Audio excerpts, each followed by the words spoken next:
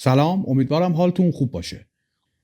برای این جلسه یک متن انتخاب کردم، متن حقوقی که چند جمله است، با هم روش کار میکنیم. من ترجمه میکنم، شما نگاه بکنید و کلی نکات آموزشی که سواد انگلیسیتون رو بالا میبره رو در این جلسه خواهیم داشت.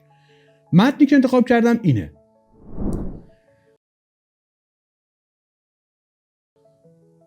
خب بریم از جمله اول شروع کنیم. میگه a force majeure clause. یعنی یک. force majeure فورس ماژوره. فورس ماژور یعنی فورس ماژور.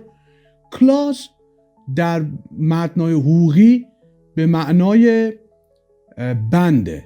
بند یا ماده قرارداد. مثلا میگه طبق این بند از قرارداد یا این بند از قانون. این بندها رو clause میگن در انگلیسی. میگه یک بند فورس ماژور. فورس ماژور در قانون ما به قوه قاهره در واقع بیان شده. من دیدم جاهای دیگه هم قوه قهریه به کار بردن، ولی مصطلح ترین اینها همین فورس ماژوره. بهش میگن بند فورس ماژور. is typically included in. همه این پکیج میشه فعل. در واقع فعل ما اینجا چی بوده؟ is included اینه که یک ساختار مجهوله. درسته؟ خب is included in، خود include به معنای شامل شدنه. درسته؟ include یعنی شامل شدن. اما included in به معنای گنجانده شدن در، لحاظ شدن در، یا چیزی که در داخل چیز دیگه ای ما قرارش میدیم. مخالفش، متضادش میشه exclude، یعنی یه چیزی رو از یه مجموعه برداریم. بنابراین یه include داریم، یه included in داریم، یه including هم داریم که توی این متنا خیلی به کار میره. including یعنی شامله یا از قبیله، از جمله. این معنیش میشه including. خب اون typically چیه؟ typically یعنی به طور تیپیکال، به طور معمول، یعنی جوری که معموله، همه انجامش میدن، متداوله. is typically included in میگه یک بند فورس ماژور به طور معمول گنجانده میشود در، خب در چی؟ contract یعنی قرارداد، چون اس جمع گرفته میشه contracts، قراردادها. تو قراردادها یه بند فورس ماژور میگنجونن. خب تو exempt یعنی مستثنا کردن، استثناء قائل شدن. خب که مستثنا کنند چی رو؟ کیو؟ the parties یعنی طرفین. parties از پارتی میاد. پارتی یعنی طرف. البته پارتی در جاهای دیگه به معنای مثلا مجلس مهمانی و معانی دیگه به کار میره، اما در حقوق، در متنای حقوقی به معنای طرفه. طرف چی؟ طرف قرارداد. و وقتی که اس جمع گرفته میشه طرفین. خب مستثنا بکنه کیو؟ طرفین رو از چی؟ from از liability یعنی مسئولیت، or یا obligation هم یعنی تعهد. خب when وقتی که an extraordinary event or circumstance. extraordinary یعنی یه چیز خارق العاده، event یعنی رویداد، circumstance یعنی وضعیت. یعنی وقتی که یک وضعیت یا رویداد خارق العاده یعنی غیر عادی، غیر طبیعی، خب beyond their control با هم یک پکیج عبارته، یعنی فراتر از کنترل آنها. beyond یعنی فراتر، خارج از کنترل اونها، فراتر از کنترل اونها. کنترل کیا؟ کنترل همین طرفین. خب کنترل یعنی چی؟ یعنی توان، یعنی اینا کنترلی ندارن جلوشو بگیرن. فراتر از حد توان آنها باشه. خب prevents که به اصطلاح prevent یعنی جلوگیری کردن، جلوگیری میکند، چون اس سوم شخص داره حال ساده است دیگه، که جلوگیری میکند کی؟ one or both parties. one یعنی یک، both یعنی دو، یعنی هر جفت. جفت ما تو فارسی میگیم جفت، انگلیسی ها میگن both parties که جلوی یک یا هر دو طرفین قرارداد رو میگیره که چیکار کنن؟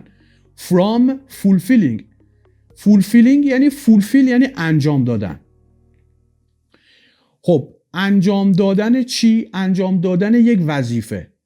ببین خود انجام دادن در انگلیسی یعنی to do یعنی انجام دادن، ولی وقتی fulfill به کار میبریم، fulfill یعنی انجام دادن چیزی که به عهدته، ایفا کردن. درسته؟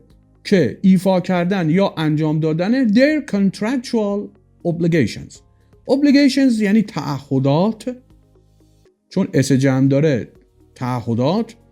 contractual از contract میاد، contract گفتیم یعنی قرارداد، contractual میشه قراردادی. خب حالا بریم ببینیم که چی در اومد از توش.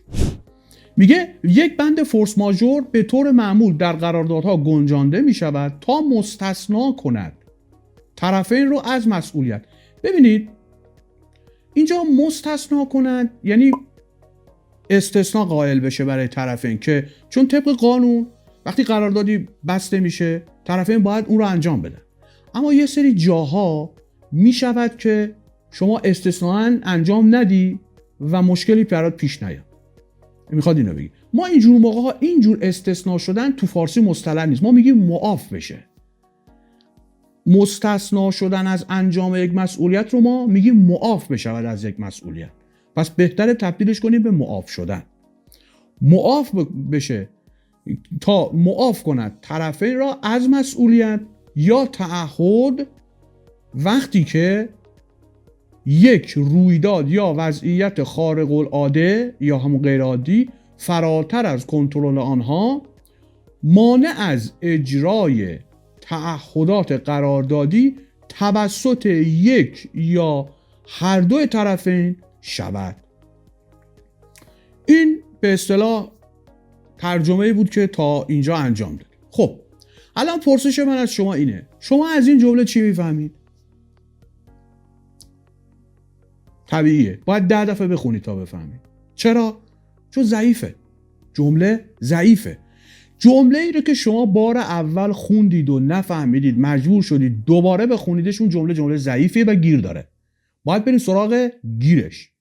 گیرش چیه؟ خب یه بار دیگه میخونیم گیرش رو پیدا میکنیم. اینجا رو خوب گوش بدید که خیلی مهارت مهمیه. این مهارت ها رو معمولا تو کتاب ها و درس ها بیان نمیکنن، یعنی یه چیزای مهارتی که باید تو کار یاد بگیرید.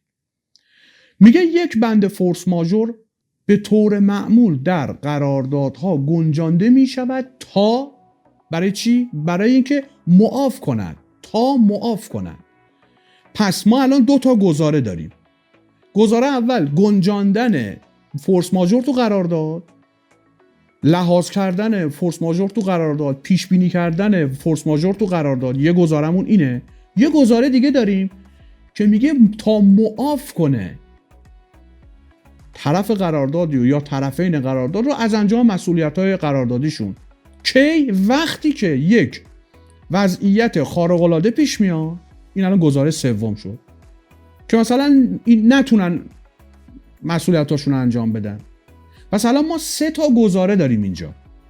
گزاره اول میگه گنجاندن فورس ماژور تو قرارداد. گزاره دوم میگه برای معاف کردن طرف یا طرفین قرارداد. کی؟ وقتی که اینا یه مانعی پیش بیاد و اینا نتونن قرارداد رو اجرا کنن.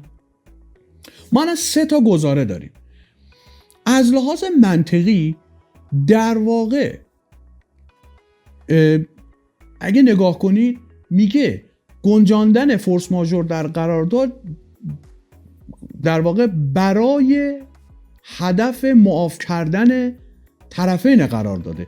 یعنی هدف از فورس ماژور معاف کردن بوده. کی؟ موقعی که مانع فلان جوره پیش بیاد. پس در واقع جمله در مقام بیان کردن یک هدفه. یعنی اصل نویسنده این متن خواسته اولین جملهشو با یک هدف شروع کنه، اما جمله‌ای که ما تو فارسی در آوردیم اینو بیان نمیکنه. جمله گیجه، جمله آشفته است، نمیدونه چی میخواد بگه. ببینید در ترجمه جمله شما باید مشخص کنه، لحن جمله شما باید جوری باشه که معلوم کنه شما چی میخوای بگی. هدف میخوای بگی، علت میخوای بگی، مثال داری میزنی، استدلال داری میاری، اثبات داری میکنی، چیکار داری میکنی. اینو باید بگه به شما، وگرنه 10 دفعه باید جلو عقب کنی تا خودت بفهم.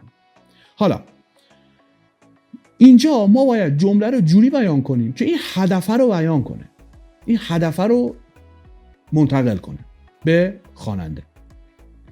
خب اگه بخوایم اینجوری بگیم چجوری میشه؟ اگه بخوایم اینو رعایت کنیم اینجوری میشه: هدف از گنجاندن یک بند فورس ماژور در قراردادها به طور معمول این است که، ببین الان شما با خوندن این یه تیکه قشنگ الان میدونی که داستان چیه و قراره در آینده چی بهت بگه.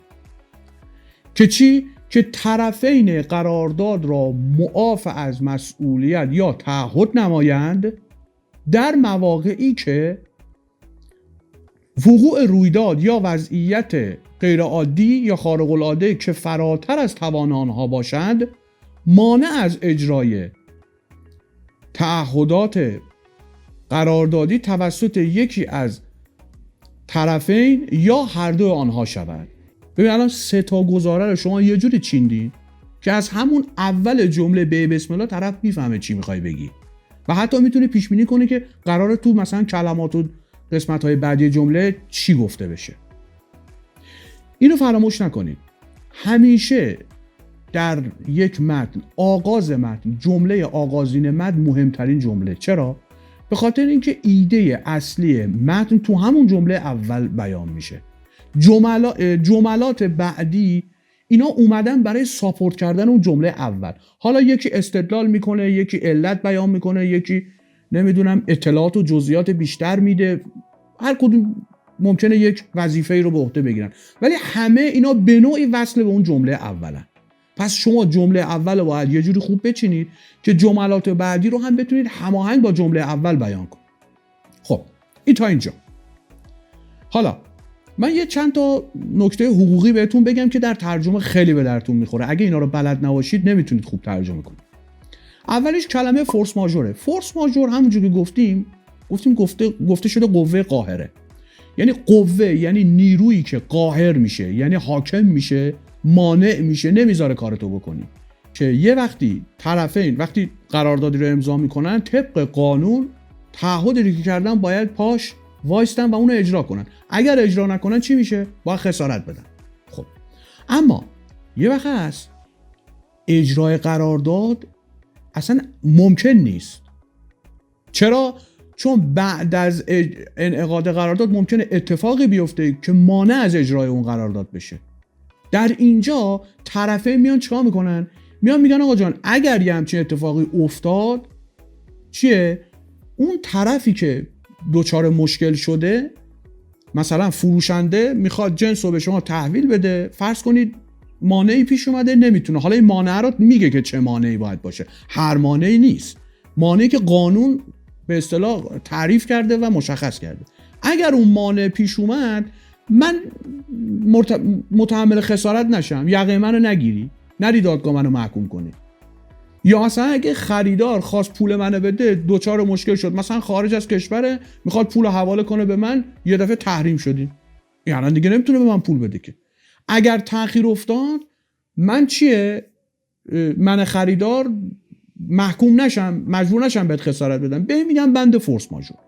این از این خیلی هم بند مهمیه.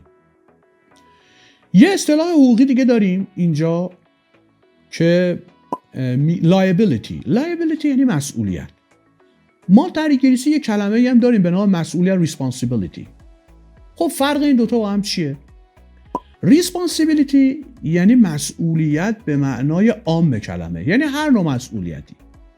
اما liability یعنی مسئولیت به معنای تعهد مالی، مسئولیت به پرداخت یک پول، درسته؟ یک وجه بهش میگن liability، از liability استفاده میکنن. پس مسئولیت اگر مالی بود میشه liability، اگر غیر مالی بود میشه responsibility. بنابراین مثلا بذار یه مثال بزنم. فرض کنید که شما رفتید بانک مدارک دادید میخواید وام بردارید. بانک مدارک شما رو بررسی کرده، الان احساس میکنه که شما میتونید واجد شرایطید که وامو دریافت کنید. طبق قانون شما استحقاق دریافت وامو دارید. اینجا بانک مسئول وامو به شما پرداخت کنه. درسته؟ خب این مسئولیت ریسپانسیبیلیتیه. اما شما هم متقابلا مسئولیت دارید که اقساطتون رو به موقع پرداخت کنید. این مسئولیتی که شما دارید میشه لایبیلیتی، یعنی مسئولیتی که شما باید پولی رو به طرف بدید. یا مثلا یه مشکلی پیش اومده، مثلا یه خسارتی به کسی زدید، دادگاه محکومتون کرده، الان میخواید به طرف خسارت بدید. اینو بهش میگن لایبیلیتی، یا دیه باشه یا هر چیز دیگه. بنابراین مسئولیتی که از نوع پرداخت بدهی مالی باشه رو بهش میگن لایبیلیتی. اما مسئولیت به معنای عام، مثلا پدر و مادر مسئولیت پرورش کودک و فرزندان خود را به عهده دارن، خب این مسئولیت میشه ریسپانسیبیلیتی. به کار بردن درست این کلمات، دانستن معنی دقیق این کلمات خیلی به شما کمک میکنه در فهم مفهوم جمله. یه کلمه دیگه هم داریم به نام obligation. obligation یعنی تعهد. ما یه کلمه دیگه هم داریم به نام commitment. commitment هم یعنی تعهد. این دو تا هم چه فرقی داره؟ ببین یه وقت از تعهد رو شما خودتون به عهده میگیرید، یه وقت از تعهد از جای دیگه به عهده شما میاد.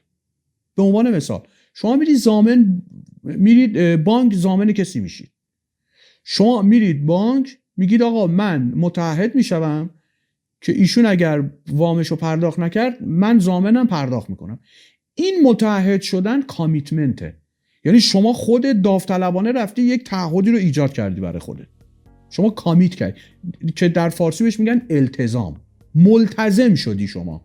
به بیان دقیق کلمه من ملتزم میشم که وام ایشون اگه پرداخت نکرد من پرداخت کنم.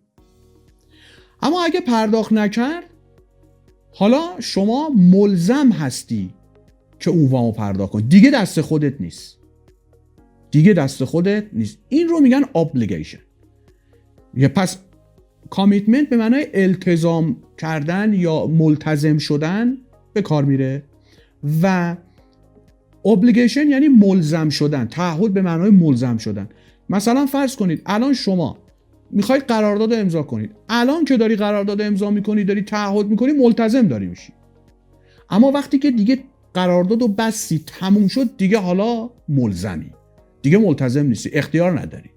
اختیار اول بود، الان دیگه اختیاری وجود نداره و الان دیگه تعهد شما از نوع ابلیگیشنه. خب خیلی وقتا این کلمه‌ها به جای هم به کار میرن، اشکال نداره. حالا یه وقتا یادم مثلا اینا رو، ولی اون ریزه‌کاری کلمات رو بشناسید خیلی به سواد شما کمک میکنه. هنر در ظرافت‌ها و ریزه‌کاری هاست. اینم از اینجا. حالا بریم سراغ جمله بعدی. جمله بعدی میگه such events، چنین رویدادهایی. کدوم رویدادها؟ همون رویدادهایی که تو جمله قبلی گفت. جمله قبلی گفتش که رویدادهایی که میان مانع است اجرای قرارداد توسط طرفین میشه دیگه، اون قراردادها. can include، میتواند شامل شود. باز اینجا include رو داشتیم. جمله اولم فعلش include بود، متا included in بود یعنی گنجانده شدن در. اینجا include یعنی شامل شدن. شامل میشود چی رو؟ natural disasters. natural یعنی طبیعی، disaster یعنی بدبختی، فلاکت. ما میگیم بلایای طبیعی. war، جنگ. تروریسم. مثلا فرض کنید یه حمله تروریستی صورت گرفته.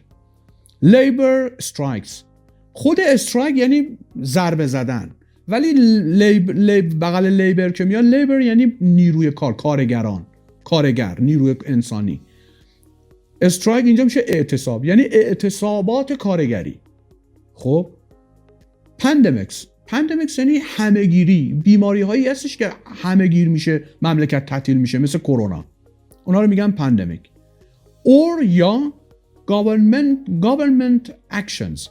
government یعنی دولت، action یعنی اقدامات دولتی. مثلا یه سری تصمیمات دولت میگیره، یه دفعه ممکنه یه سری آدما اصلا دوچار تو هچل بیفتن، نتونن قرارداد اجرا کنن. مثلا فرض کنید شما باری رو دادید به کامیوندار، به متصدی حمل که از تهران برای شما ببره شیراز، یه دفعه میزنه مملکت تعطیل میشه، جاده‌ها رو میبندن، حالا به هر دلیلی. شما از راه دیگه هم نمیتونی اینو ببری، حالا چیکار باید بکنی؟ این تصمیم دولته. یا مثلا ممکنه یه دولتی با یه دولت دیگه مثلا دوچار مشکل بشه، یه اتفاقاتی بیفته که به این شکل تو این کاتگوری قرار بگیره. پس میگه چنین وقایعی میتوانند شامل بلایای طبیعی، جنگ، تروریسم، اعتصابات کارگری، بیماری‌های همهگیر یا اقدامات دولتی شوند. خب جمله‌اش یه خورده بد نیست، چون کوتاهه، یه مقدار بد نیست، اما بهتر از این چیه؟ بهتر از این اینه اینجوری بگیم این وقایع عبارتند است. این وقتی میگه این وقایع میتواند شامل این بشه، یعنی چی؟ یعنی اینا عبارتند از اینا دیگه. میگه این بعد در آخر میگه یه مانند آنها هم اضافه شده و مانند آنها. خب الان شما ممکنه سوال پیش بیاد که مانند آنها که ما تو جمله نداشتیم که، الان اینجا اضافه شده، چرا آوردیم؟ ببینید اونجا ما یک فعل کمکی داریم به نام کن. میگه جمله اصلی میگه این وقایع میتواند شامل این موارد بشود، یعنی میتونه شامل این موارد بشه، میتونه شامل یه سری موارد دیگه هم بشه. حالا اینا به عنوان مثال بیان شده. قرار شد اون اتفاقی که میفته مانع بشه از انجام به اصطلاح تعهدات قراردادی توسط طرفه. ممکنه خیلی اتفاقات دیگه، حالا اینا به عنوان مثال اومده. یه وقت هست ممکنه مثلا فورس ماژور شامل این بشه که به عنوان مثال همون مثال کامیونی که زدم، اون که دیگه اینجا نیومده که. مثلا فرض کنید ریزش کوه شده، شما کامیون داره حرکت میکنه، یه دفعه کوه ریخته، ترافیک شده، جاده بند اومده، این الان دیگه نمیتونه حرکت کنه. خب این که دیگه نیومده تو این بند، ولی فورس ماژوره. چرا؟ میگه آقا من داشتم راهمو میرفتم، کوه ریزش کرده، ماشینم کامیونه، هلیکوپتر نیستش که پرواز کنه از روی کوه بره اونور جاده بشینه. این هم پس شامل فورس ماژور میشه. منتها خب اینا رو یه جوری بیان میکنن که جامع باشه، طوری که بعداً از نظر تفسیر قرارداد دچار مشکل نشه. پس حالا اونجا چون گفته can include، میتواند شامل این موارد، یعنی شامل موارد دیگه هم میتونه بشه، یعنی تهشو نبسته. چون گفته can، ما اونجا اون can رو که میتواند باشه گفتیم و مانند آنها و مانند این موارد، یعنی موارد دیگه هم که مثل اینه پیش بیاد قابل قبول تلقی میشه. پس در واقع این جمله دوم یه جورایی بیان مثال و مصادیق جمله اول بود. جمله اول فورس ماژور رو تعریف کرد، جمله دوم مصادیقش رو بیان کرد. باید هماهنگ باشن جملات، طوری که وقتی شما داری میخونی خیلی راحت بخونی تا ته قضیه بری، مجبور نشی برگردی و جمله رو از نو بررسی بکنی. این شد جمله دوم. بریم رو جمله سوم. میگه however، با این حال، اما با این حال a force majeure clause، یک بند فورس ماژور does not cover یعنی چی؟ یعنی پوشش. cover یعنی پوشش، پوشاندن. میگه فعلش منفیه، میگه does not cover، پوشش نمیدهد. خب چی رو؟ events، رویدادهایی رو که، ببین اینجا داره استثناء بیان میکنه، درسته؟ الان اینجا داره استثناء بیان میگه این پوشش نمیده وقایعی رو که، خب that که، این that اینجا یعنی که، حالا بعد از ترجمه بهتون میگم این چجوری شد که are due to، هستند به واسطه یا ناشی از the negligence، negligence یعنی اهمال، یعنی مسامحه. or fault یعنی تقصیر. خب ما در فارسی اهمال و مسامحه رو میگیم قصور. وقایع یا رویدادهایی که ناشی از قصور یا تقصیره. کی؟ the affected party یعنی طرف، affected یعنی طرف، affect یعنی آسیب زدن، کسی که تحت یه شرایطی قرار میگیره، در معرض یه شرایطی قرار میگیره، این فعلش affected یعنی کسی که در معرض اون شرایط قرار گرفته. میگه affected party یعنی طرفی که در معرض چی؟ اون فورس ماژور قرار گرفته، اون مشکله براش پیش اومده. خب چی میخواد بگه؟ میگه اما یک بند فورس ماژور رویدادهایی رو که ناشی از قصور یا تقصیر طرف آسیب دیده ایجاد شده اند رو پوشش نمیدهد. میبینی بازم گیجه، جمله گیجه. پوشش نمیدهد یعنی چی؟ میگه یعنی شامل این نمیشه، اینو کاور نمیکنه. چون در فارسی مصطلح نیست که ما در یه همچین بافتی از پوشش دادن استفاده کنیم، جمله رو سنگین کرده، فهمش رو برای ما دشوار کرده. پس ما باید اینو چیکارش کنیم؟ بهترش کنیم. یعنی بگیم چی؟ بگیم شامل این نمیشه. درسته؟ یعنی چی جوری؟ بگیم اما با این حال فورس ماژور شامل رویدادهایی که ناشی از قصور یا تقصیر طرف آسیب دیده بودند نمی شود. این باز بهتر کرد. اما یه ذره بهتر از این میدونید چیه؟ ببینید اگه دقت بکنید میگه فورس ماژور شامل این نمیشه. یعنی چی؟ یعنی اگر این اتفاق بیفته دیگه فورس ماژور راجع به این صدق نمیکنه. درسته؟ اینجوری هم میتونیم بگیم که بهتره.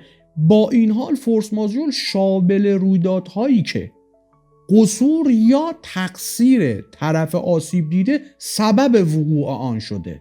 بیان سبب داره میکنه، میگه رویدادی که سبب وقوعش قصور یا تقصیر طرف آسیب دیده است، طرف در معرض فورس ماژور قرار گرفته است. یعنی چی؟ یعنی خود طرف نباید قصور یا تقصیری کرده باشه که گرفتار فورس ماژور شده باشه. حالا الان میگم یعنی چی. بنابراین اینجوری جمله قوی تر بیان میشه. میگه با این حال بند فورس ماژور شامل رویدادهایی که قصور یا تقصیر طرف آسیب دیده سبب وقوع آن شده است نمیشود یا نمیگردد. این خیلی قشنگتر بیان میشه. خب الان من دو تا نکته رو باید توضیح بدم. یه نکته اون دته که الان باید بگم، یکی هم نگلیجنس و فالت، قصور و تقصیر. ببینید ما وقتی یعنی آن، مثلا ما بگیم دت بوک یعنی آن کتاب، اما اینجا چرا گفتیم دت میشه که؟ دت رو که معنی کردیم. چرا؟ دت زمانی معنای آن میده که بعدش اسم بیاد. مثلا دت بوک آن کتاب، دت هاوس آن خانه، دت student آن دانش آموز، that idea آن ایده. یعنی این همه اسمه. اما اینجا بعد از that چی اومده؟ فعل اومده، are. دتی که بعدش فعل بیاد به معنای که، به معنای که. خب این یک. نکته بعدی راجع به قصور و تقصیر. قصور با تقصیر چه فرقی داره؟ خیلی مهمه. وقتی دارید ترجمه میکنید خیلی این ریزه‌کاری‌ها رو باید رعایت بکنید. قصور با تقصیر فرقش اینه، قصور عمدی توش نیست، از دست در رفته. اما تقصیر عمد هست، یعنی مقصر بودی. مگه میشه از دست در رفته؟ به عنوان مثال صاحب جنس اومده به شما، صاحب کالا اومده به شما جنسشو داده، شما هم صاحب مثلا متصدی حملی، صاحب ماشینی، گفته اینو ببر شیراز، شما هم گفتی باش. خب به شما گفته که این رو امروز حمل کن، فردا برسون به مقصد. یه وقت هستش که شما همین امروز راه میفتی، داری میری، یه دفعه کوه ریزش کرده. این میشه فورس ماژور. میگه آقا من داشتم میرفتم کوه، اما یه موقع هست نه میای میگه خب بذار شبو بخوابم، صبح بلند میشم اول کله سحر گازشو میگیرم با 2 برابر سرعت میرسونم یه جور. یعنی اون زمانی که صاحب کالا معین کرده شما راه نیافتادی. چی میشه؟ گفتی از راههای میانبر میرم، من یه راهی بلدم که مثلا از اتوبان فلانجا میرم 2 ساعت 3 ساعت 4 ساعت مثلا زودتر میرسم به مقصد، پس خیالی نیست شبا میخوابیم صبح حرکت میکنیم. آقا میری یه دفعه میبینی که اونجا کوه ریخته. این الان شما چیکار کردی؟ قصور کردی یا شما قصور رو تقصیر کردی؟ شما الان اینجا تقصیر کردی. چرا؟ چون به خاطر که برای چی راه نیافتادی؟ مقصری دیگه. این میشه فالت. درسته؟ این میشه فالت. قصور یعنی چی؟ قصور یعنی که ببین شما مثلا راه افتادی، حرکت کردی، از یک مسیر میانبری رفتی که اون مسیر متعارفی نبوده، خواستی جنس رو زود برسونی مقصد، سر وقتم راه افتادی ولی اشتباه کردی. اشتباهت این بود که به جای که از اتوبان بری انداختی از مثلا یه مسیر فرعی رفتی، یه دفعه اونجا دیدی جاده بسته شده. اینجا عمدی تو کار نداشتی، شما تکلیفتو داشتی انجام میدادی، تو اشتباه کردی. چون اشتباه کردی چیه؟ این شامل قصور میشه.